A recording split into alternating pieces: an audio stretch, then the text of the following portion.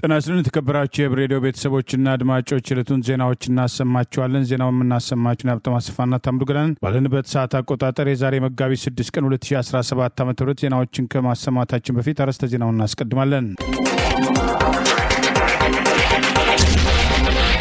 ባህር ዳር ላይ የተደገመው ጥቃት የጀነራሉና የትግራይ ጉዳይ የወሎ ወታደራዊ እርምጃ መቀጠል የቤንሻንጉሉ አፈና ማዕከላዊና የአማራ ፖለቲካ እስረኞች አሰቃቂው አደጋ የትራምፕ ቪዛ ክልከላ ዕቅድ የዲፕሎማቱ መባረርና ሌሎችም ወቅታዊ ዜናዎች አሉን። ዝርዝሩን ነው።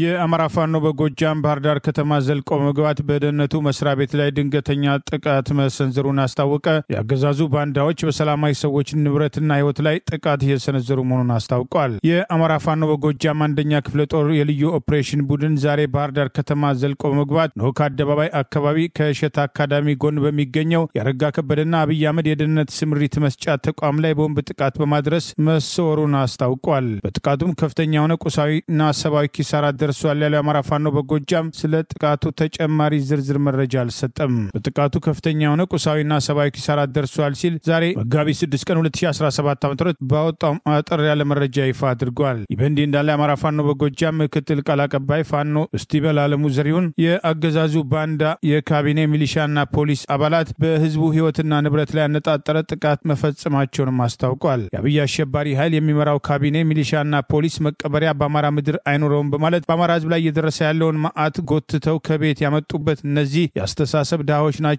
ያደረሱት የዘመናት መከራ ምን እንደሆነ ዛሬም አልገባቸውም። ጠላት ምንጊዜም ሊያጠፋን ካቀደ ሺህ ዘመን አልፎታል። ይህን ሐሳብ እንደ አህያ ተሸክመው ያሉ መከራ የማያስተምራቸው የህዝብ ይቅርታ የማያውቁ የዘላለም ተላላኪዎች ዛሬም ህዝባችን እየጨፈጨፉ ነው፣ ሀብት ንብረቱን እያዘረፉ እያወደሙት ይገኛሉ በማለት ይህ ትውልድ የበለጠ እንዲጨክን እያደረጉት ነው። ይህ ኃይል መደምሰስ አለበት በማለት በአገዛዙ ባንዳዎች የተፈጸሙ ጥቃቶችን ያሳያሉ ያላቸውን ፎቶግራፎች በማስደገፍ አስተያየቱን አስፍረዋል። ይበንዲ እንዳለ አማራ ፋኖ በጎጃም አምስተኛው ክፍለ ጦር ቃል አቀባይ ፋኖ ዮሴፍ አረጋዊ ይፋ እንዳደረገው ከሁለት ወረዳ አየው ጓጉሳና አንክሻ ወረዳ ብልጽግና ወንበር ጠባቂ ኃይል ፋኖን አጸዳለሁ ብሎ መጥቶ ሁለት ሰላማዊ ሰዎችን ጫራ ጎጥ ላይ ረሽኗል በማለት ባጃጅ ከጥቅም ውጪ በማድረግ አበራ ጎጥ የጓጉሳ ብርጌድ በዚህ የጠላት ወንበዴ ቡድን ላይ ሰነዘረውን ድንገተኛ ጥቃት ተከትሎ አራቱን በመደምሰስ 7 ማቁሰሉን አስታውቋል። የቀረ ኃይሉ እግሬ አውጪኝ ብሎ ፈርጧል ያለው ይኸው መረጃ የአማራ ፋኖ በጎጃም የራስ ቢትወደድ መንገሻ አትኪም አምስተኛው ክፍለ ጦር የጓጉሳ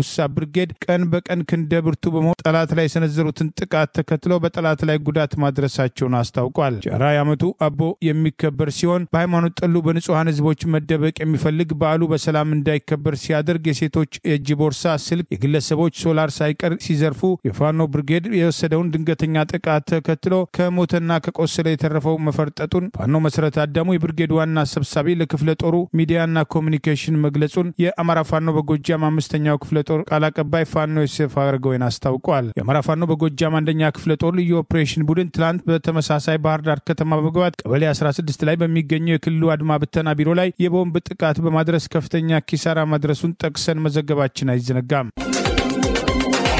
ከፌደራል መንግስቱ ጋርም ይሁን ከሌላ አካል ጋር ወደ ግጭት የሚያስገባ ነገር የለም ሲሉ ሌተና ጀነራል ታደሰ ወረደ አስታወቁ።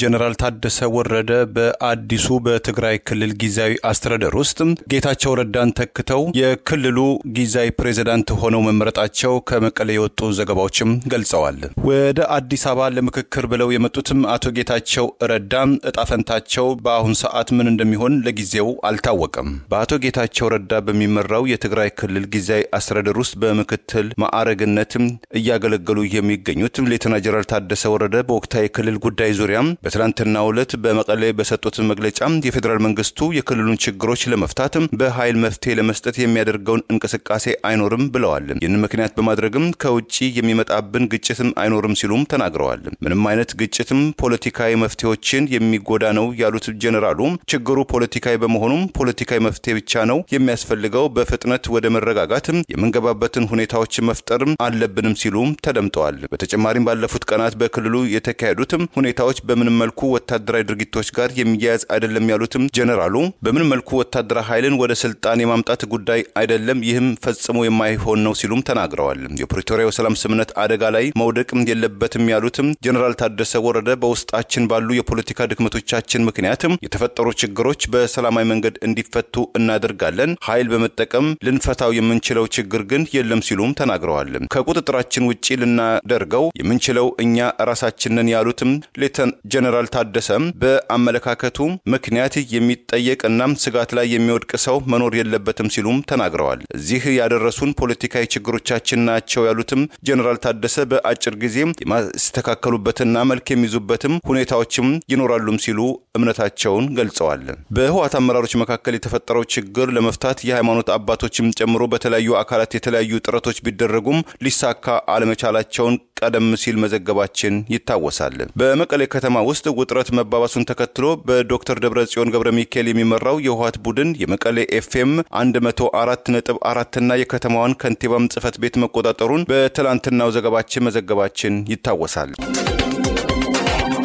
በደቡብ ወሎ ኮሬብ ከተማ በፋኖ ቁጥጥር ስር ውላለች። በከተማዋ በርካታ ባንዳ ሚሊሻና አድማ ብተና የነበረ ቢሆንም ዛሬ የተካሄደ ውጊያን ተከትሎ ከጥቃት የተረፉት ከተማዋን ጥለው መፈርጠጣቸው ታውቋል። አማራ ፋኖ በወሎ ምዕራብ ወሎ ኮር ስር ከሚገኙት ክፍለ ጦሮች አንዱ የአማራ ሳይንት መቅደላ ክፍለ ጦር የሰነዘረውን ዛሬ መጋቢት 6 ቀን 2017 ዓ.ም በደቡብ ወሎ ዞን ከፍተኛ ባንዳ ሚሊሻና አድማ ብተና ኃይል በሰፈረባት ኮሬብ ከተማ የሰነዘረውን ድንገተኛና የተቀናጀ ጥቃት ተከትሎ በባንዶች ላይ ከፍተኛ ሰብአዊና ቁሳዊ ኪሳራ በማድረስ ከተማዋን መቆጣጠሩ ታውቋል። የምዕራብ ወሎ ኮር ስር የአማራ ሳይንት መቅደላ ክፍለ ጦር ቃል አቀባይ ፋኖ ቃላብ ወርቅዬ ባወጣው በዚሁ መረጃ በከተማዋ ሰፍሮ የነበሩ ከ300 በላይ ሚሊሻና አድማ ብተና አባላት ገሚሱ ሲማረክ፣ ቀሪዎቹ ደግሞ ህይወታቸውን ለማትረፍ በተለያዩ አቅጣጫዎች መፈርጠጣቸውን አስታውቋል። በደቡብ ወሎ ዞን መቅደላ ወረዳ ከማሺ ከተማ በ20 ኪሎ ሜትር ርቀት ላይ ገደማ የምትገኘው ታዳጊዋ ኮሬብ ከተማ ላይ ዛሬ መጋቢት 6 ቀን 2017 ከኩለ ቀን ጀምሮ ከባድ ውጊያ መካሄዱንም ጠቅሷል። የጠላት ኃይል ከባድ ሽንፈት ተከናንቦ ወደ ኋላ ሲሸሽ ፋኖ ከተማዋን በቁጥጥር ስር ማስገባቱን የአማራ ሳይንት መቅደላ ክፍለ ጦር ቃል አቀባይ ሆነው ፋኖ ቃላ ወርቅዬን በሰጠው በዚሁ መረጃ አስታውቋል። ፋኖ በተጠናና በተቀናጀ መንገድ የከፈተውን ጥቃት መቋቋም ያልቻሉት ባንዳ የሚሊሻና አድማ ብተና አባላት ራሱን መከላከያ ብለው የሚጠራው አብይ አገዛዝ ስልጣን አስጠባቂ ጦር የከባድ መሳሪያ ሽፋን ተኩስ እየሰጣቸው ህይወታቸውን ለማትረፍ ከሞተና ከቆሰለ የተረፈው ለመሸሽ መቻሉን ጠቅሷል። ይህ በእንዲህ እንዳለ ፋኖ ደሴ ሊቆጣጠር ይችላል በሚል ስጋት ሰሞኑን ፋኖ በደሴ ዙሪያ እያደረጋቸው ያሉ ወታደራዊ እርምጃዎች መጠናከርን ተከትሎ ያገዛዙ ባለስልጣናት ዛሬም ስጋት ላይ መውደቃቸውና ቤት ለቤት እየሄዱ ጭምር አንዳንድ የሃይማኖት አባቶችን ሽፋን በመጠቀም ፋኖ ደሴ ከተማን የሚቆጣጠር ከሆነ መንግስት ከተማዋ ላይ ጥቃት ሊሰነዝር ይችላል፣ ህዝቡ ጉዳት ይደርስበታል ከሚል አልፎ ህዝቡን በሃይማኖት ለማጫረስ እቅድ አውጥተው እየተንቀሳቀሱ መሆኑ ታውቋል። ፋኖ በከተማዋ ዳርቻ ሰሞኑን የወሰደውን ጥቃት ተከትሎ የተጠና ኦፕሬሽን በማድረግ የሚፈለጉ ኃይሎችን አጥቅቶ የወጣ ሲሆን ከተማዋ በቅርብ ርቀት መገኘቱና በማንኛውም ሰዓት ፋኖ ደሴ ሊቆጣጠር ይችላል የሚለው ስጋት በአገዛዙ ወታደራዊ አዛዦችና በተላላኪ የአማራ ብልጽግና አካባቢው ባለስልጣናት ሰፊ ስጋት ያለ ሲሆን አንዳንዶች ወደ አዲስ አበባ ለስብሰባ ተጠርተናል በሚል ሾልከው እየወጡ መሆናቸው ታውቋል። እዚህም ከትላንት ጀምሮ የትራንስፖርት ዋጋ ከእጥፍ በላይ የጨመረ ሲሆን የአገዛዙ ካድሬዎች ጭምር አዲስ አበባ ከመግባታቸው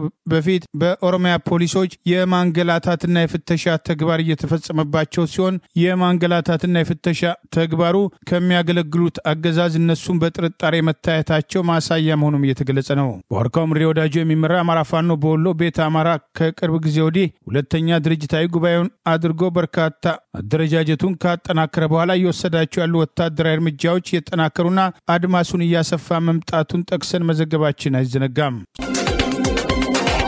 የቤንሻንጉል ጉሙዝ ክልል ምክር ቤትም ዛሬ ባካሄደው አስቸኳይ ጉባኤ የቦሩ ዲሞክራሲያዊ ፓርቲ ቦዴፓም ተመራጭ የሆኑትን አቶ ዮሐንስም ተሰማን ያለመከሰስ መብታቸውን አነሳ።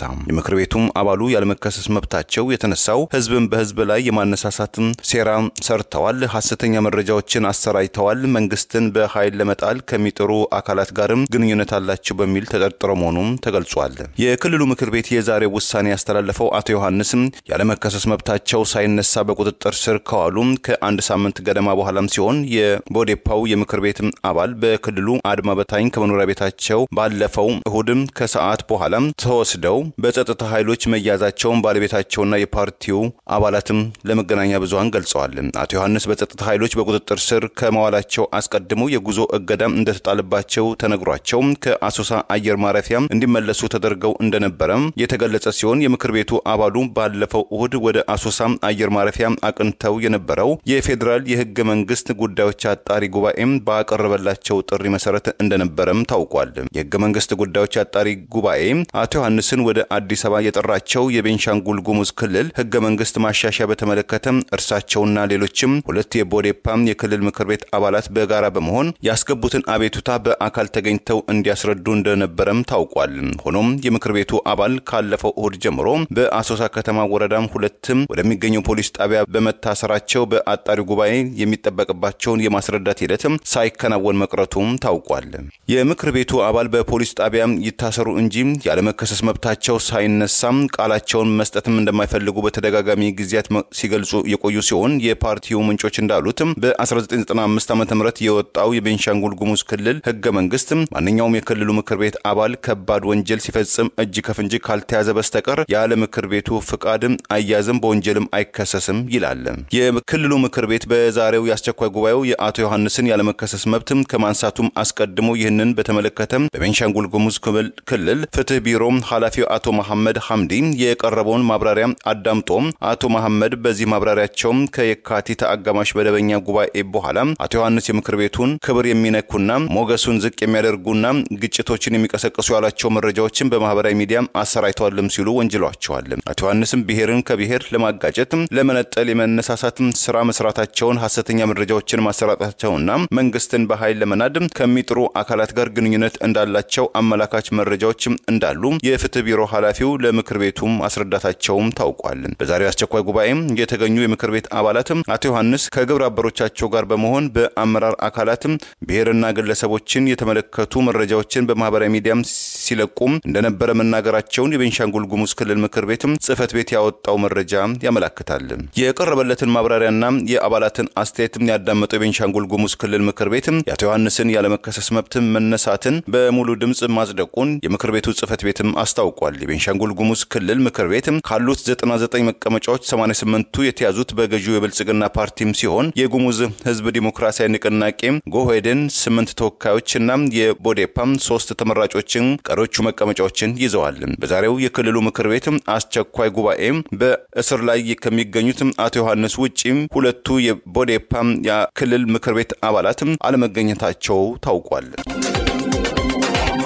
በአማራ ብሔር ተወላጅ የፖለቲካ እስረኞች ላይ በማዕከላዊ የሚፈጸመው ድብደባ ተጠናክሮ መቀጠሉን አገዛዙ ለፈጠረው የሽብር ውንጀላ የሚያመቸውን ቃል እንዲሰጡ የተገደዱ መሆናቸውን ከነዚህ መካከል 9 በከፍተኛ ደረጃ ስቃይ የተቀበሉ መሆኑን ያገኘነው መረጃ ይገልጻል። አዲስ አበባ መሃል ከተማ የሚገኘው ማዕከላዊ ማጎሪያ ተዘግቷል የተባለ ቢሆንም የአማራ ብሔር ተወላጅ የሆኑ የህሊናና የፖለቲካ እስረኞች ከዚህ ቀደም ሲደበደቡበት የነበረ ሲሆን ዛሬም የአማራ ብሔር ተወላጅ የሆኑ የፖለቲካ እስረኞች ድብደባ እየተፈጸመባቸው እንደሚገኝ ያገኘነው መረጃ ይገልጻል። በፌዴራል ፖሊስ ወንጀል ምርመራ ቢሮ ሜክሲኮ በማንነታቸው ብቻ ለሳምንታት በግፍ የታሰሩና እያንዳንዳቸው ክስ ከተመሰረተባቸው በኋላ አገዛዙ የፈጠራ ክሱን በተመለከተ አስቀድሞ የሰጡት ቃል እንዲለወጥ መፈለጉን ተከትሎ ወደ ማዕከላዊ ተወስደው በጨለማ ቤት እንዲገቡና አካላዊ ጥቃት እንዲደርስባቸው መደረጉን ለማወቅ ተችሏል። ከነዚህ የግፍ ጥቃት እየተፈጸመባቸው ከሚገኙ መካከል የአማራ ብሔር ተወላጅ የሆኑ የፖለቲካ እስረኞች አዶናይ ብሩ፣ ኤፍሬም ሙጬ፣ ክንዳለም ፈረደ፣ ተፈሪ መኳንንት፣ አደራ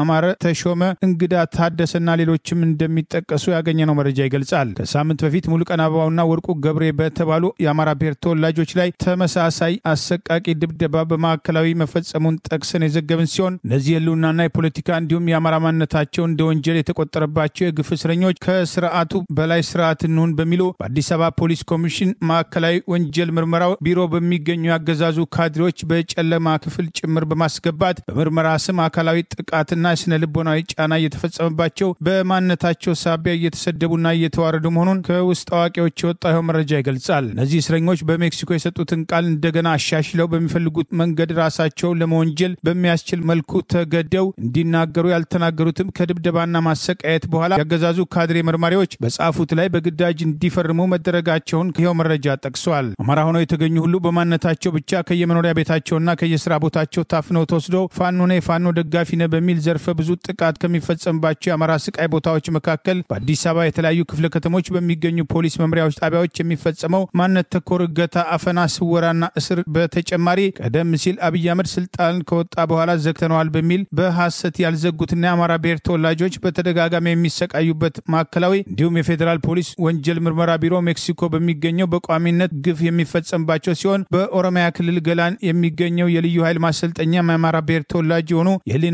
የፖለቲካ እስረኞች ከዚህ ቀደም አሰቃቂ ድብደባ ሲፈጸምባቸው እንደነበር ጠቅሰን መዘገባችን አይዘነጋም። ከግፍ እስረኞች መካከል አንዳንዶቹ ለ2 ዓመት ገደማ መንግስታዊና ይፋዊ ጦርነት የተከፈተበት አማራ በእነዚህ ተቋማት እየተፈጸመበት ያለው ጥቃት ሌላው የጦርነት ግንባር ነው፣ የመሃል ከተማ እገታ፣ አፈናና ዝርፊያ የተከናወነባቸው በማለት አስከፊነቱ ከቃላት በላይ መሆኑን ይኸው የደረሰን መረጃ ይገልጻል። በኢትዮጵያ የሚገኙም ሆነ ከኢትዮጵያ ውጭ ያሉ መገናኛ ብዙሃንም ሆነ የሰብአዊ መብት ተሟጋቾች ዝምታ የመረጡበት ይህ በማዕከላዊና በሌሎችም ይፋና ድብቅ እስር ቤቶች በአማራ ብሔር ተወላጅ የህሊናና የፖለቲካ እስረኞች ላይ እየተፈጸመ ያለው አሰቃቂ ጥቃት ሰፊ ትኩረት ሊያገኝ እንደሚገባ በአሁኑ ወቅት ህይወታቸው ጭምር አደጋ ላይ የሆኑትና በማዕከላዊ ስቃይ እየተቀበሉ ያሉ ወገኖቻችን ጉዳይ ትኩረት ሊያገኝ ይገባል በማለት መረጃውን የላኩልን ወገኖች ጥሪ አቅርበዋል።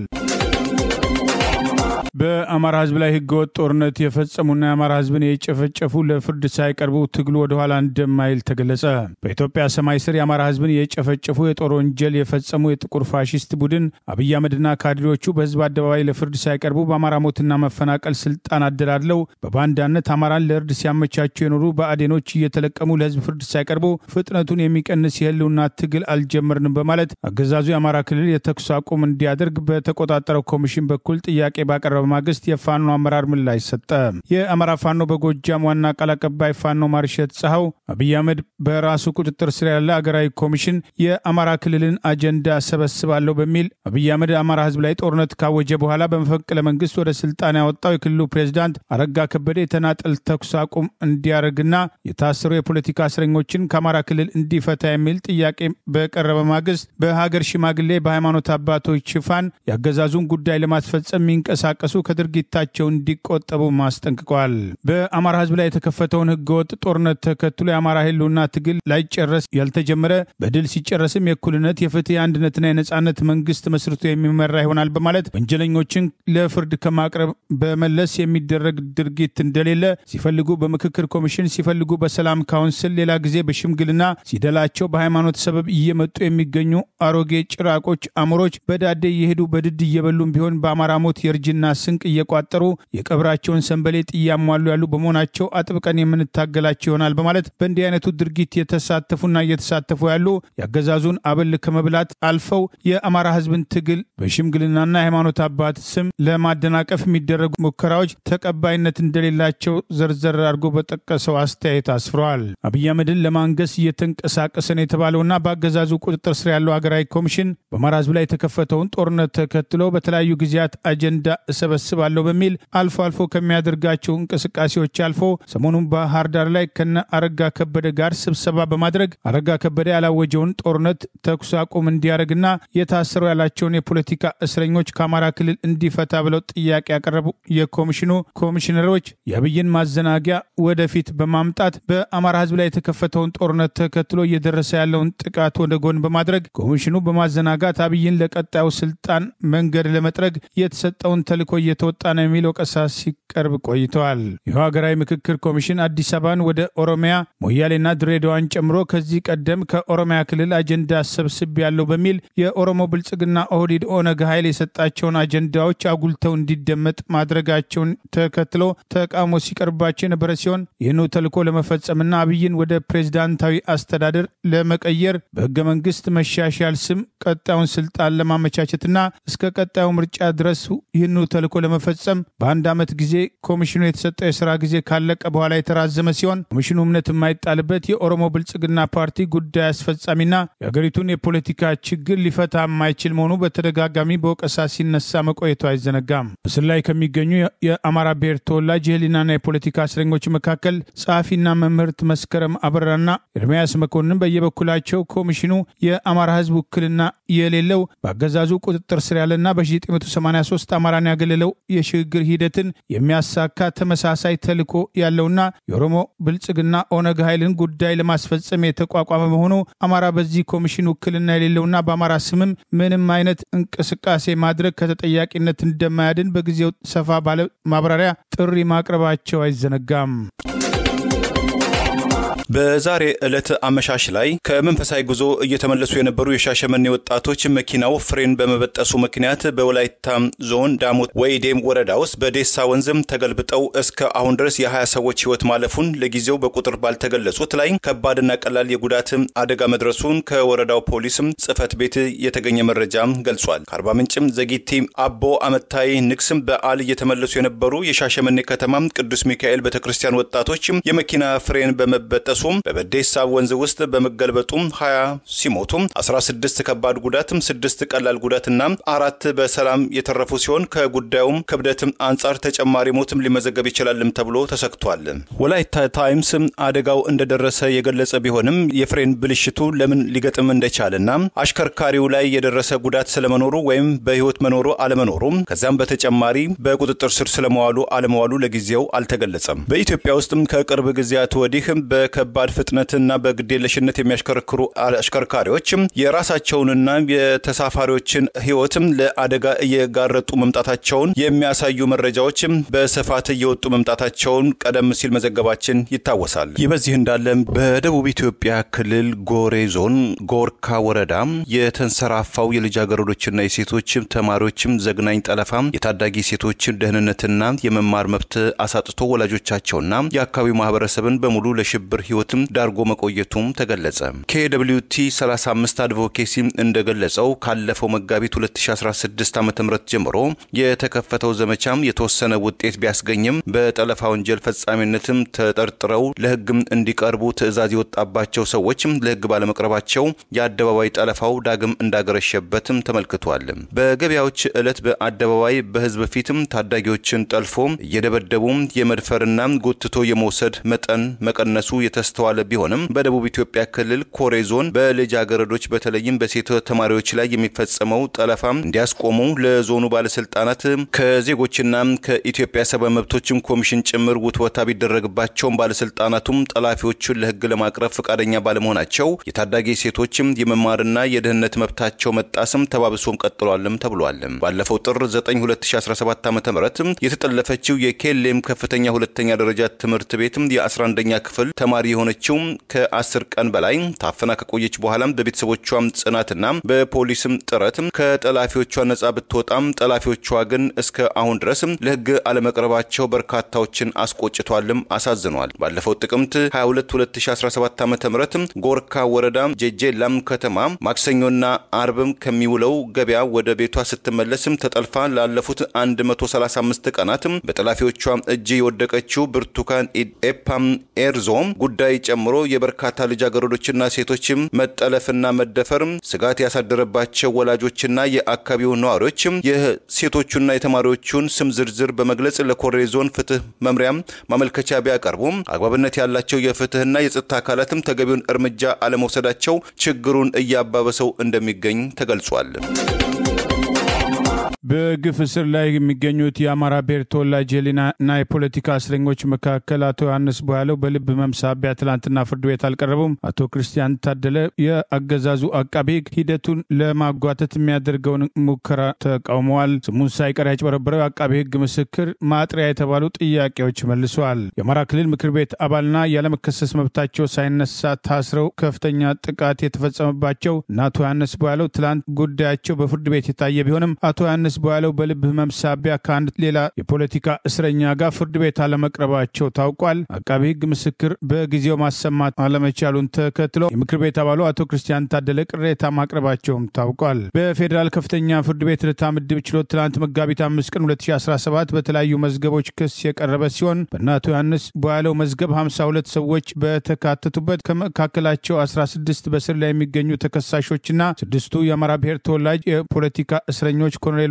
በሚገኙበት በእነ ቴዎድሮስ ጣምራይ መዝገብ 23 ተከሳሾች የሚገኙበት ችሎት መታየቱ ታውቋል። በእናቶ ዮሐንስ ቧያለው መዝገብ ከ52ቱ ተከሳሾች መካከል 38ቱ በሌሉበት የተከሰሱ መሆናቸው እንዳለ ሆነው 16 የሚሆኑት በቃሊቲና ቅሊንጦ ማረሚያ ቤት በስር ላይ የሚገኙ ሲሆን ትላንት መጋቢት 5 ቀን 2017 በነበረው ችሎት ከመካከላቸው መርጌታ በላይ አዳሙ በህመም ምክንያት ባለመገኘታቸው 15ቱ በችሎት ተገኝተዋል። መዝገቡ የተቀጠረው አቃቢ ህግ ያሉኝ ያላቸውን 21 ምስክሮች ከመጋቢት 5 ቀን 2017 ዓ.ም እስከ መጋቢት 12 ቀን 2017 ቀደም ሲል በተሰጠው ቀጠሮ መሰረት እንዲያከናውን የነበረ ቢሆንም አቃቢ ህግ በዕለቱ ከሰዓት በኋላ በነበረው ችሎት 2 ምስክሮች ማቅረቡን 8 ምስክሮች ደግሞ በአማራና ደቡብ ምዕራብ ኢትዮጵያ በጉዞ ላይ ናቸው ሲል ለፍርድ ቤቱ አስታውቋል። ተከሳሾች ተሟልተው መገኘት ባለመቻላቸው ምስክሮች በሁሉም ላይ የሚመሰክሩ በመሆናቸው ይህንም የሥነ ስርዓት ህግ ድጋፍ አለኝ በማለት የምስክር ማሰማት ሂደቱ ከማከናወን ይልቅ ተለዋጭ ቀጠሮ እንዲሰጠው አቃቢ ህግ ጠይቋል። ይህንን ተከትሎ ተከሳሾች ለረጅም ጊዜ በግፍ እስር ላይ የሚገኙ መሆናቸውን በመግለጽ የተሰማቸውን ቅሬታ ያቀረቡ ሲሆን ከተከሳሾች መካከል የምክር ቤት አባሉ አቶ ዮሐንስ ቧያለውና ሌላው የፖለቲካ እስረኛ በላይ አዳሙ ፍርድ ቤት የቀሩት በልብ ህመም ምክንያት በመሆኑ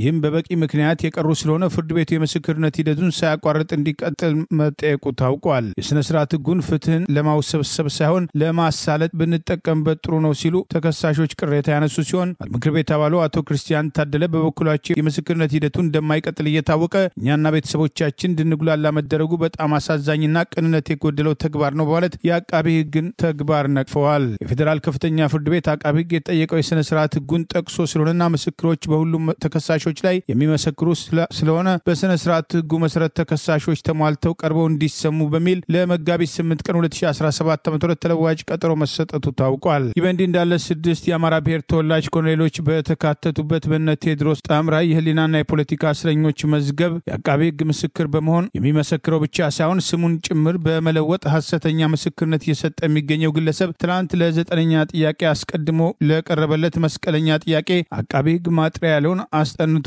ሲያስደምጥ እንደነበር ታውቋል። አቤኔዘር አሽኖ ወይም ቀደም ሲል በተመዘገበም ስሙ አንዱዓለም ታደሰ በዕለቱ ተገኝቶ ከአቃቢ ህግ ለቀረበለት የማጥሪያ ጥያቄ ምላሽ የሰጠ ሲሆን አቤኔዘር አሽኖ ወይም አንዱዓለም ታደሰ በሚል በተለያዩ ስሞች የሚታወቀው ግለሰብ ለተከታታይ ቀናት በሰጠው ምስክርነት ላይ ቃሉ ላይ ከአቃቢ ህግና ጠበቆች ላቀረቡለት ዋና ዋና መስቀለኛ ጥያቄዎች የሰጠው ምላሽ በብዙ ጉዳዮች ላይ እርስ በርሱ የሚጣረስ ሆኖ በመገኘቱ ይህንን ስህተት ለማቃናትና ለማረም በሚል አቃቢ ህግ ሰፊ ጊዜ በመውሰድ በአስገራሚ ሁኔታ አስጠንቶት የሰነበተውን ይህንኑ ሐሰተኛ ምስክር በትላንትናው ዕለት የማጥሪያ ጥያቄ በሚል ያላየውን አየው ያየኋቸው ያላቸውን አላየውም ያለበትን ምስክርነት መልሶ እንዲያስተካክል ሁኔታውን ሲያመቻች እንደነበር ታውቋል። አቃቢ ህግ አሉኝ ካላቸው 13 ምስክሮች መካከል 7ቱን ማስመስከሩን ገልጾ ቀሪ ምስክሮችን ለማሰማት ተጨማሪ ጊዜ ይሰጠኝ ሲል መጠየቁ ታውቋል። ችሎቱ ቀሪ ምስክሮችን ለመስማት በሚል ለግንቦት 1 ቀን 2017 ዓ.ም ተለዋጭ ቀጠሮ ሰጥቷል። ይህን ተከትሎ በተከሳሽ ጠበቆች በኩል ቀጠሮ ተራዝሟል በሚል ከፍተኛ ተቃውሞ የቀረበ ሲሆን በእኛ በኩል መዝገቦች ከመደራረብ የተነሳ ስንሰማ ከመዋል ባለፈ ለምርመራ የሚሆን ጊዜ እያገኘን አይደለም በማለት ዳኞች ቀጠሮ ተራዝሟል ካላችሁ አስተዳዳሪ ጥያቄ በመሆኑ አቤቱታችሁን ለዳኞች ፕሬዝዳንት ማቅረብ ትችላላችሁ ማለት የቀጠሮ ማሻሻያ ሳይደረግ አራዝመው መውጣታቸው ታውቋል። የፕሬዝዳንት ዶናልድ ትራምፕ አስተዳደር ኤርትራና ሶማሊያን ጨምሮ 41 ሀገራት ላይ ጉዞ እገዳ ለመጣል መዘጋጀቱን የሚጠቅሱ መረጃዎች መውጣት ጀምረዋል። የትራምፕ አስተዳደር በድርዘን የሚቆጠሩ ሀገራት ዜጎች ላይ ጉዞ ገደቦችን ለማውጣት ዝርዝር ማዘጋጀቱን ሮይተርስ አገኘሁት ያለውን ሰነድ ጠቅሶ ዘግቧል። በስደተኛ ላይ ጠንካራ ፖሊሲ ለማራመድ ተዘጋጅተው እየተንቀሳቀሱ የሚገኙት ፕሬዝዳንት ዶናልድ ትራምፕ ወደ ሀገራቸው እየመለሷቸው ከሚገኙ ህገወጥ ስደተኞች ባለፈ በተለያዩ ሀገራት ዜጎች ላይ ጉዞ ክልከላ ለማድረግ ማሰባቸው ተገልጿል። ክልከላ የተላለፈባቸው አገራት ዜጎች ለስራ፣ ለጉብኝት፣ ጥገኝነት በመጠየቅና በተለያዩ የአሜሪካ ቪዛዎች ወደ አሜሪካ ምድር መግባት ይከለክላል ተብለዋል። ሮይተርስ ተመለከትኩት ያለውን የጉዞ ክልከላ ሰነድ በድምሩ 41 ሀገሮች በ3 የተለያዩ ቡድኖችን የዘረዘረ ሲሆን የመጀመሪያው አፍጋኒስታን፣ ኢራን፣ ሶሪያ፣ ኩባና ሰሜን ኮሪያና ሌሎችን ጨምሮ በ10 ሀገራት ላይ ሙሉ የቪዛ እገዳ የተጣለ ሲሆን በሁለተኛው ረድፍ ኤርትራ፣ ሄይቲ፣ ላኦስ፣ ሚያንማር፣ ደቡብ ሱዳን ከፊል እገዳ የተጣሉባቸው ሲሆን ይህም በቱሪስት፣ በተማሪ እንዲሁም ሌሎች የስደተኛ ቪዛዎች ላይ ተጽዕኖ ይኖረዋል ተብሏል። በሶስተኛው ቡድን ውስጥ ቤላሩስ፣ ፓኪስታንና ቱርክሜኒስታንን ጨምሮ በአጠቃላይ 26 ሀገራት መንግስታቸው በ60 ቀናት ውስጥ በኢሚግሬሽን አገልግሎት ላይ የሚታዩ ጉድለቶችን ለመፍታት ጥረት ካላደረገ ከፊል ጉዞ እገዳ እንደሚጣልባቸው ሰነዱ ማመልከቱን ይሄው ዘገባ ጠቅሷል። እንድስማቸው ያልተገለጸ የአሜሪካ ውጭ ጉዳይ ሚኒስትር ባልደረባን የጠቀሰው ሮይተርስ እንደተናገሩት በዝርዝሩ ላይ ለውጦች ሊኖሩ እንደሚችሉና የአሜሪካ ውጭ ጉዳይ ሚኒስትር ማርኮ ሩቢዮን ጨምሮ አስተዳደሩ የጉዞ ክልከላ ሰነዱን እንዳላጸደቀው ጠቅሰዋል። የአሁኑ የጉዞ ክልከላ ትራምፕ በመጀመሪያ የስልጣን ጊዜያቸው እንደ አውሮፓ አቆጣጠር በ2018 በርካታ ሙስሊሞች በሚገኙባቸው 7 ሀገራት ላይ ካወጡት የጉዞ ክልከላ ጋር ይመሳሰላል ተብሏል። ባለፈው የመጀመሪያ ስልጣናቸው ፕሬዝዳንት ዶናልድ ትራምፕ አስተላልፈውት የነበረው የጉዞ እገዳ በ2018 እንደ አውሮፓ አቆጣጠር በጠቅላይ ፍርድ ቤት ከመጽደቁ በፊት ለረጅም ጊዜ ተይዞ እንደነበርም አይዘነጋም። ትራምፕ በጥር 20 ስልጣናቸውን በተረከቡ የመጀመሪያው ቀን ከፈረሟቸው የስራ አስፈጻሚ ትዕዛዞች መካከል ወደ አሜሪካ የሚገባ ማንኛውም የውጭ ሀገር ዜጋ ለብሔራዊ ደህንነት ስጋት አለመሆኑን ለማረጋገጥ የተጠናከረ ማጣራት እንዲደረግበት የሚጠይቀው መመሪያ የሚጠቀስ ሲሆን በዚህ መመሪያ ላይ በመረጃዎቻቸው ጉድለትና በተለያዩ ምክንያቶች በከፊልና ሙሉ በሙሉ ወደ አሜሪካ ከመግባት መታገድ የሚገባቸውን ሀገራት ዝርዝር ካቢኔው እስከ መጋቢት 21 ቀን እንደሚያቀርብ ያዛል። ይህ በእንዲህ እንዳለ በአሜሪካ ቋሚ የመኖሪያ ፈቃድ ወይም ግሪን ካርድ ያላቸው የተለያዩ ሀገራት ዜጎች ከአሜሪካ ወጥተው ረዘም ያለ ጊዜ ቆይተው ለመመለስ የሚያደርጉትን እንቅስቃሴ ተከትሎ በመግቢያቸው ላይ I-407 የተባለ ፎርም እንዲፈርሙ የሚጠየቅ ሲሆን ይህንን ፎርም መፈረም ግዴታ ባይሆንም አንዳንዶች ባለማወቅ ሲፈርሙ ይህን ፎርም የፈረመ የአሜሪካ ቋሚ ነዋሪነታቸውን በፈቃዳቸው ተስማምተው እንደሰረዙ የሚጠይቅ ሲሆን ይህንኑ ተከትሎ የተለያዩ ችግሮች የሚገጥማቸው እንዳሉና ረዘም ያለ ጊዜ ቆይተው በተለይም ከሜክሲኮና ከተለያዩ አገራት ለመግባት የሞከሩ ቋሚ መኖሪያ ፈቃድ ያላቸው ስደተኞችም እንዳይገቡ እየተከለከሉ መሆኑን የተለያዩ የመብት ተሟጋቾች እየገለጹ ይገኛል። ከአሜሪካ ውጪ ረዘም ያለ ጊዜ ከ6 ወር በላይ ቆይተው የሚመጡ ወገኖች I-407 የተባለውን ፎርም መሙላት ግዴታ ባለመሆኑ የህግ አማካሪ ወይም የሚመለከተው የመንግስት መስሪያ ቤት አስተርጓሚ እንዲያቀርብላቸው የመጠየቅ ህጋዊ መብት እንዳላቸው ሊያውቁ እንደሚገባና መደናገጥ እንደማያስፈልግ ምንም አይነት ነገር ከመፈረማቸው በፊት ማጣራትና የትርጉም እርዳታ የሚያስፈልጋቸው ከሆነ የትርጉም እርዳታ መጠየቅ የሚችሉበት አሰራር በመኖሩ I-407 የተባለውን በዘፈቀደ መፈረም የአሜሪካ ህጋዊ መኖሪያ ፈቃድን በፈቃድ እንደመመለስ የሚያስቆጥር በመሆኑ ጥንቃቄ እንዲደረግ በተደጋጋሚ ጥሪ ሲቀርብ መቆየቱ አይዘነጋም። ትውልደ ኢትዮጵያውያን ሆኖ ኤርትራውያን የህግ ባለሙያዎች በዚህ ረገድ ሙያዊ ድጋፍ ሊያደርጉ የሚችሉበት እድል በመኖሩ ከአሜሪካ ውጭ 6 ወርና ከዚያ በላይ ቆይተው ወደ አሜሪካ ለመመለስ የሚፈልጉ አስቀድሞ ይህንኑ ግንኙነት ማድረግና የጥንቃቄ እርምጃ መውሰድ I-407 የተባለውን ፎርም አለመፈረም መብት እንዳላቸው ማወቅ ይገባቸዋል የሚሉ አስተያየቶች ኢሚግሬሽን ጉዳይ የሚከታተሉትን ጨምሮ ለወገናቸው የሚያስቡ ወገኖች በማህበራዊ ሚዲያ ተመሳሳይ መረጃዎች ሲያሰራጩ መቆየታቸው አይዘነጋም። በአሜሪካ ኢሚግሬሽን ጉዳይም ያላለቀላቸውና ከሀገር እንዲወጡ ትዕዛዝ የተላለፈባቸውም ጉዳያቸውን በህግ የመከታተል እድል ያላቸው በመሆኑ በካውንቲያቸው ያሉ የነጻ የህግ አገልግሎቶች ወይም አቅም ካላቸው ትውልደ ኢትዮጵያና ኤርትራውያን የህግ ባለሙያዎችን ጨምሮ ሌሎችንም የህግ ባለሙያዎች በማግኘት በህግ ከመያዛቸውም ሆነ ከተያዙ በኋላ ጉዳያቸውን ለመከታተል የሚያስችል ዝግጅት ማድረግ እንዳለባቸው በተደጋጋሚ በአትላንታ የቀድሞ የቲኬ ሾው አዘጋጅ አቶ ተካከለ ለጋ ባደረግነው ቃለ መጠይቅ ማስታወቃቸው አይዘነጋም። በአማራው የህልውና ትግል ላይ ያተኮረ የመጀመሪያው ሳይንሳዊ ዓለም አቀፍ ጉባኤ ሊካሄድ ነው። በጆርናል ኦፍ አማራ የተዘጋጀው የመጀመሪያው ዓለም አቀፍ ሳይንሳዊ ጉባኤ ማርች 22 እና 23 2025 ቅዳሜና እሁድ አርሊንግተን ቨርጂኒያ ይካሄዳል። ይህ ጉባኤ በአማራ ህልውና ትግል ዙሪያ በምሁራን ጥናታዊ ጽሑፍ ቀርቦ ውይይት የሚደረግበት ነው። በሳይንሳዊ ጉባኤው ከአማራ ህልውና ስጋትና ትግል ጋር ተያያዥ በሆኑ አንኳር ታሪክና ቅርስ፣ የማህበራዊና ኢኮኖሚያዊ ተግዳሮቶች፣ የሰብአዊ መብቶችና ፍትህ እንዲሁም ተለዋዋጭ ፖለቲካዊና የደህንነት ሁኔታዎች ላይ ያተኮሩ ጥናታዊ ጽሑፎች ይቀርባሉ። በተጨማሪም ምርጥ ተሞክሮዎችና የተገኙ ልምዶች ይዳሰሳሉ። እርስዎም መጥተው ከምሁራኑ ይተዋወቁ፣ ይወያዩ፣ ሐሳቦችን ይለዋወጡ፣ ይመካከሩ። በዚህ ታሪካዊ ዓለም አቀፍ ሳይንሳዊ ጉባኤ ለመታደም ኤቨንት ብራይት ዌብሳይት ጋር በመሄድ አማራ ኮንፈረንስ ብለው በመፈለግ ወይም ይሄንን QR ኮድ ስካን በማድረግ ይመዝገቡ። መቀመጫው የተወሰነ ነው። ቀድመው ይመዝገቡ። ማርች 22 እና 23 ለሁለት ቀናት የሚካሄደው ጉባኤ አድራሻ በአሶሲዬሽን ኦፍ ዩናይትድ ስቴትስ አርሚ 2425 ዊልሰን ብሉቫርድ አርሊንግተን ቨርጂኒያ። ዚፕ ኮድ 22201። የመኪና ማቆሚያ ከህንጻው ስር አለ። የአማራ ማህበራት ተቋማትና ምሁራን የዚህ ታሪካዊ መድረክ አጋሮች ናቸው። በጆርናል ኦፍ አማራ አድራሻዎች ይደውሉ፣ ይጻፉ፣ ይመዝገቡ። ጆርናል ኦፍ አማራ @gmail.com ይመዝገቡ። ጆርናል ኦፍ አማራ አን አፊሊየት ኦፍ ዘ አማራ ፕሮፌሽናልስ ዩኒየን። በትግራይ ፖለቲካ ጉዳይ ጀነራሎቹ እርስ በርስ ሊጋጩ የሚችሉበት እድል አለ። አብይ አህመድ ካርዱን በአግባቡ እየተጫወተ ነው ማለት የጌታቸው ረዳ ደጋፊዎች ቅሬታቸውን በማህበራዊ ሚዲያ መግለጽ ጀምረዋል። ለነ ዶክተር ደብረጽዮን ቡድን እንደ ድል የተቆጠረ እርምጃ ቢሆንም ተቀባይነት የሌላቸው ጉዳዮች አሉ የሚሉ ወቀሳዎችም ተከትለው መቅረብ ጀምረዋል። ጌታቸው ረዳ ሰሞኑን በአዲስ አበባ የሰጣቸው መግለጫዎች በተለይም ከኤርትራ መንግስት ጋር ግንኙነት ያላቸውና የአብይ አገዛዝን ለመጣል ፍላጎት ያላቸው ጀነራሎችና የፖለቲካ አመራሮች አሉ በማለት ተቀናቃኞቹን መውቀሱን ተከትሎ ከአብይ ጋር ግንባር በመፍጠር እንደ ጌታቸው ፍላጎት የፌዴራል መንግስቱ ኃይል በማሰማራት ፍላጎቴን ያሳካል ብሎ ቢያስብም አብይ አህመድ በመጨረሻ ጌታቸውን በመካድ የነ ደብረጽዮን ቡድንን ፍላጎት በተወሰነ ደረጃ በማሳካት የራሱን ፍላጎት ለመጫን ሞክሯል የሚሉ አስተያየቶች ከአብይ ደጋፊዎች በኩል የቀረቡ ቢሆንም የሌተናል ጀነራል ታደሰ ወረደን መሾም ምክንያት በማድረግ የተለያዩ አስተያየቶች እየተሰጡ ይገኛል። የዚህም ቡድን የተወሰነ ፍላጎት ያሳካል የተባለው የሌተናል ጀነራል ታደሰ ወረደ መሾም ቀጣይ ፖለቲካ ሂደቱን በተመለከተ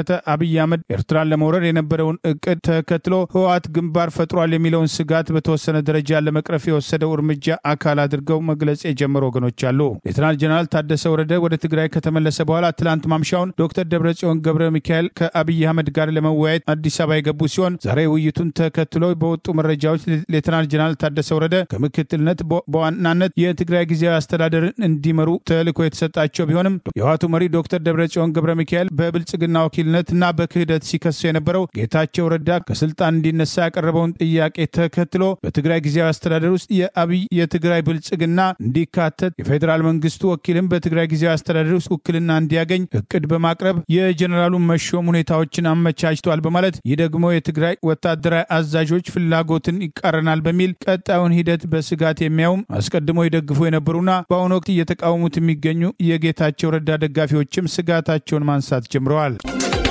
የአሜሪካ አስተዳደር ለሶማሊላንድ ራስ ገዝ እውቅና ለመስጠት በመትኩም የወታደራዊ ቤዝ በረጅም ጊዜ ለማግኘት የሚያስችለውን ድርድር መጀመሩ ተሰማ። ፋይናንሻል ታይምስ ጋዜጣ እንደዘገበው ማንነታቸው እንዳይገለጽ የጠየቁም ከፍተኛ አሜሪካ ባለስልጣን እንደነገሩት የፕሬዝዳንት ዶናልድ ትራምፕ አስተዳደር ለሶማሊላንድ ራስ ገዝ ኦፊሴላዊ እውቅና ለመስጠት የሚያስችለውን የመጀመሪያ የተባለ ድርድር ምዕራፍ ጀምሯልም ብለዋል። ይህ ጉዳይ በእጅጉ ሚስጥራዊ ነገር በመሆኑ ፕሬዝዳንት ዶናልድ ትራምፕን በአፍሪካ ጉዳይ የሚከታተል ባለስልጣን ባለመሾማቸው ጉዳዩ በይደር መቆየቱ ወይም በሚስጥር መያዙን ጋዜጣው ዘግቧል። ቻይናም በጎረቤት ጅቡቲ ወታደራዊ ቤዝ በማግኘቷም ከፍተኛ ስጋት የገባት አሜሪካ በአፍሪካ ቀንድ ጂኦፖለቲካ ተጽዕኖ ፈጣሪነቷን ለማስቀጠል በጥልቁም የሶማሊላንድ ራስ ገዝ በርበራ ወደብ ላይ አሜሪካ ወታደራዊ ቤዝ በረጅም ጊዜ ስምምነት ለማግኘት ትሻለችም ሲል ፋይናንሻል ታይምስም አስነብቧል። በአሜሪካ የህዝብ እንደራሴዎች መካከል የሪፐብሊካን ፓርቲ አባላት ለሶማሊላንድ ራስ ገዝ እውቅና ይሰጥ የሚለውን ሐሳብ በከፍተኛ ደረጃ ያቀነቀኑ እንደሚገኙ የገለጸው ዘገባው የዋይት ሃውስም ሆነ የውጭ ጉዳይ መስሪያ ቤቱ ከሶማሊላንድ ራስ ገዝ ጋር በተያያዘ በይፋ አስተያየት ከመስጠት መቆጠባቸውን ዘግቧል። አምባሳደሯ ከአሜሪካ ዋሽንግተን እንዲባረሩ ውሳኔ የተላለፈባት ደቡብ አፍሪካ ውሳኔው እንዳሳዘናት ነገር ግን ከአሜሪካ አስተዳደር ጋር ዲፕሎማሲያዊ ግንኙነቷን ለመቀጠል ቁርጠኛ መሆኗን ገለጸች። የቀድሞው የጸረ አፓርታይድ አቀንቃኝ አምባሳደር ኢብራሂም ሮሶል አሜሪካ ጠልና ጸረ ዶናልድ ትራምፕ ናቸው በማለት የዲፕሎማቲክ መብታቸውን የገፈፉት የአሜሪካው የውጭ ጉዳይ ሹም ማርኮ ሩቢዮ በማህበራዊ ትስስር ኤክስ ገጻቸው እንዳሳወቁት እኚህ አምባሳደር በእኛ ታላቅ ሀገር ውስጥ ተቀባይነት የላቸውም፣ ከኚህ ሰው ጋር ምንም አይነትም ውይይት የለንም፣ የዲፕሎማቲክ መብታቸው ፐርሶና ናን ግራንታ ተነስቷልም ብለዋል። ደቡብ አፍሪካው የፖለቲካ ተንታኝ ሳንደሌ ስዋና ለአልጀዚራ በሰጡት አስተያየት በፕሪቶሪያና በዋሽንግተን መካከል የተፈጠረው ግጭትም ደቡብ አፍሪካ የአሜሪካ ቀኝ እጅ የሆነችው እስራኤል በፍልስጤም ጋዛ የፈጸመችው የተባለውን የዘር ማጽዳት ወይም ጄኖሳይድ ወንጀልን ደቡብ አፍሪካ በዓለም አቀፉ ፍርድ ቤት ዘሄግ በማቅረቧ የደቡብ አፍሪካው አፓርታይድን የደገፈችው አሜሪካ ብቀላ አድርሳለችም ሲሉ አስተያየትም ሰንዝረዋል። በሌላ በኩል ነጭ ደቡብ አፍሪካን መሬታቸውን እየተነጠቁ ናቸው የሚል አመለካከትም ሰሞኑን ያንጸባረቁት የአሜሪካው ፕሬዝዳንት ዶናልድ ትራምፕ ባለፈው ሳምንት የደቡብ አፍሪካ ነጭ አርሶ አደሮች በአሜሪካ ውስጥ መስፈር ይችላሉ የሚል አወዛጋቢ አስተያየትም ሰንዝረዋል። በአገራቸው ላይ ከአሜሪካ መንግስት የእርዳታ ማዕቀብ የተጣለባቸው የደቡብ አፍሪካው ፕሬዝዳንት ሲሪል ራማፎዛ ጥቁሮች በህዝብ ቁጥር በሚበልጡባት የሀብት ተጠቃሚነታቸውን በተመለከተ ግን በተመናመነ ሁኔታ ላይ በሚገኙበት ደቡብ አፍሪካ ውስጥ የመሬት ንጥቂያ ሳይሆን ተመጣጣኝ አከፋፈል እንዲካሄድ የታለመ ነው ሲሉ ፖሊሲያቸውን አብራርተዋል። በታሪክም አንድ ዲፕሎማት ወይም አምባሳደር የሚባረረው በስለላም ከፍተኛ ወንጀል እና ለብሔራዊ ደህንነትም ስጋት ሲሆን እንጂ ሐሳቡን ገለጸም ተብሎ የመባረሩ እርምጃ በአሜሪካም ሆነ በሌላ አገራት ያልተለመደ አሰራር መሆኑን ተመልክቷል። ለዛሬ ያሉን ዜናዎች እነዚህ ናቸው። ዜናውን ስታደምጡ ለቆያችሁ የህብር ሬዲዮ ቤተሰቦችና አድማጮች ምስጋናችን ይድረሳችሁ። የህብር ሬዲዮ ኦፊሻል ዩቲዩብ ቻናላችንን ሰብስክራይብ ያላደረጋችሁ ሰብስክራይብ በማድረግ በተጨማሪ የደወል ምልክቱን በመጫን የህብር ሬዲዮ ቤተሰብ እንድትቀላቀሉ በአክብሮት እንጋብዛለን። ለወትሮ ሁሉ የህብር ሬዲዮ ቤተሰቦች ፕሮግራሞቻችንን ላይክ በማድረግ ሼር በማድረግ አስተያየቶቻችሁን በመስጠት አብሮነታችሁን እንድትገልጹ በአክብሮት እንጠይቃለን። በድጋሚ እናመሰግናለን። ጤና ይስጥልን። ቸር እንቆይ።